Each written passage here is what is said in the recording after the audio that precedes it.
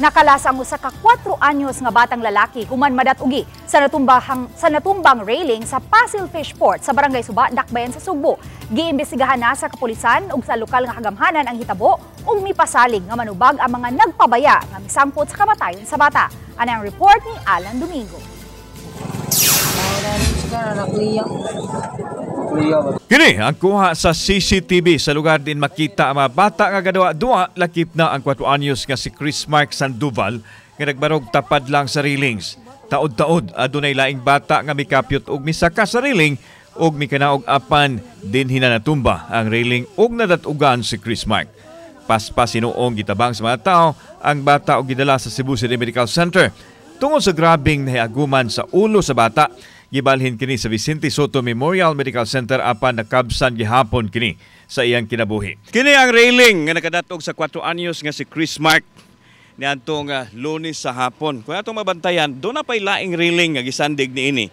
Unlike niini nga dunay stand kini wala. So mo'y nakasamot sa pagpabugat nga gamayng tandog lang mo hinungdan nga natumba kini og nakadatog sa batang biktima nga nisangpot sa iyahang kamatayon. Matod sa apuhan, sila ang gibinlan sa inahan sa bata nga nanarbaho isip katabang subang dapit.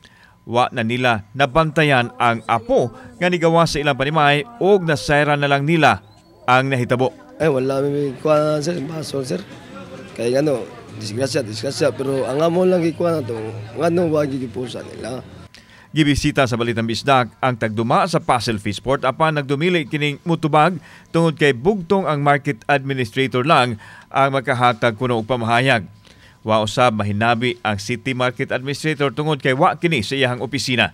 Samtang gimando ni Cebu City Mayor Raymond Alvin Garcia nga paladman pa ang imbestigasyon sa nahitabo og siguraduhong adunay manubag niini sa pagpabaya nga nisangpot sa kamatayon sa bata. Makita gyud nato nga naadyoy negligence on the part of the employees o naadyoy mga empleyado ani nga makakuha gyud og either disciplinary actions even suspension or even atong ipabalhin ba og lain o kung regular o pabalhin ba nato og lain departamento.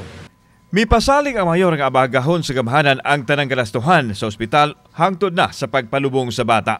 Di ba sa nimo ikalimod nga tan-aw na ko nagyo negligence pud on the part of the Cebu City government ba. Labi na ang market ug ang CCTO or whoever was responsible for that. Mipahigan usab og pakisusi ang Station 6 sa Cebu City Police Office kabahin niini.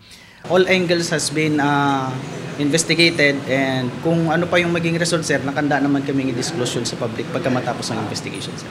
Way plano mo reklamo ang pamilya sa bata apan aduna sila'y panawagan sa City Hall. Di ako lang malubong na sa tarong. Mahilun na lang sa sir ba. Birthday unta ni Chris Mark sa Nobyembre 7 apan dili na kini masaulog human sa pagtaliwan sa bata. Kauban si Clover Lumayag, ako si Alan Domingo. Balitang Bisdak.